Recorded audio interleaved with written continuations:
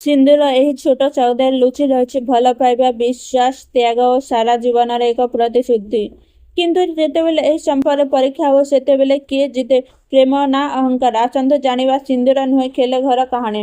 ନମସ୍କାର ବନ୍ଧୁମାନେ, ସ୍ୱାଗତ ଆପଣମାନଙ୍କୁ ଆମ ଚ୍ୟାନେଲକୁ। ଆଜି ଆମେ କଥା ହେବା ଓଡ଼ିଆର ଲୋକପ୍ରିୟ ପାରିବାରିକ ଡ୍ରାମା ସିନ୍ଦୁର ନୁହେଁ ଖେଲ ଘର ବିଷୟରେ। ଏହି ଫିଲ୍ମରେ ଅଭିନୟ କରିଛନ୍ତି ସିଦ୍ଧାନ୍ତ ମହାପାତ୍ର, ରଚନା ବାନାର୍ଜୀ, ବିଜୟ ମହାନ୍ତି ଓ ଅନିତା ଦାସ। ନିର୍ଦ୍ଦେଶନା ଦେଇଛନ୍ତି ରବି କିନାଗେ। କାହାଣୀର ନାୟକ ରାଜୁ ଜଣେ ସରଳ, ପରିଶ୍ରମୀ, ସାହସୀ ଯୁବକ। ଗୋଟିଏ ଦିନ ସେ ପ୍ରଭାବଶାଳୀ ଶିଳ୍ପପତି ବିପଦରୁ ଉଦ୍ଧାର କରେ। ରାଜୁଙ୍କ ସତ୍ୟନିଷ୍ଠ ଓ ସାହସରେ ପ୍ରଭାବିତ ହୋଇ ସେହି ଶିଳ୍ପପତି ତାଙ୍କୁ ନିଜ କମ୍ପାନୀରେ କାମର ସୁଯୋଗ ଦିଅନ୍ତି। ନୂଆ ପରିବେଶ ରାଜୁଙ୍କ ଜୀବନ ବଦଳିବା ଆରମ୍ଭ ହୁଏ। ସେଠାରେ ତାଙ୍କ ସାକ୍ଷାତ ହୁଏ ନାୟିକାଙ୍କ ସହ। ଦୁହିଁଙ୍କ ମଧ୍ୟରେ ଧୀରେ ଧୀରେ ଭଲ ପାଇବା ଗଢ଼ି ଉଠେ। କିନ୍ତୁ ସେମାନେ ରାସ୍ତା ସହଜ ନୁହେଁ। ପାରିବାରିକ ଆପତ୍ତି, ସାମାଜିକ ଭିନ୍ନତା ଓ ଭୁଲ ବୁଝାବୁଝି ସେମାନଙ୍କ ମଧ୍ୟରୁ ବାରମ୍ବାର ପରୀକ୍ଷା କରେ। କାହାଣୀ ଆଗକୁ ବଢ଼ିବା ସହ ଅନେକ ଭୟପ୍ରବଣ ଘଟଣା ଘଟେ।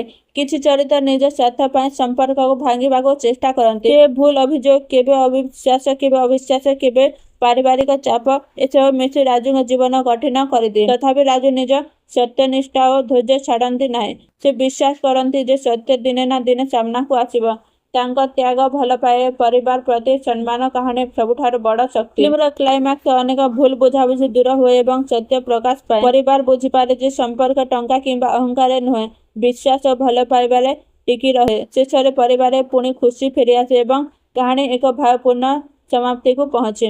ଅଭିନୟ ଦୃଷ୍ଟିରୁ ସିଦ୍ଧାନ୍ତ ମହାପାତ୍ର ଅଭିନୟ ଅତ୍ୟନ୍ତ ପ୍ରଭାବଶାଳୀ।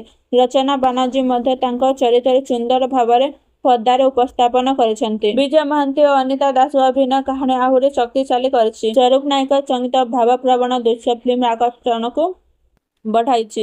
ମୋଟାମୋଟି ଭାବେ ସିନ୍ଦୁର ନୁହେଁ ଖେଲ ଘର ଏକ ସୁନ୍ଦର ପାରିବାରିକ ଡ୍ରାମା, ଯାହା ଭଲ ପାଇବା, ବିଶ୍ୱାସ, ତ୍ୟାଗ, ସମ୍ପର୍କ ମୂଲ୍ୟକୁ ଉପସ୍ଥାପନ କରେ।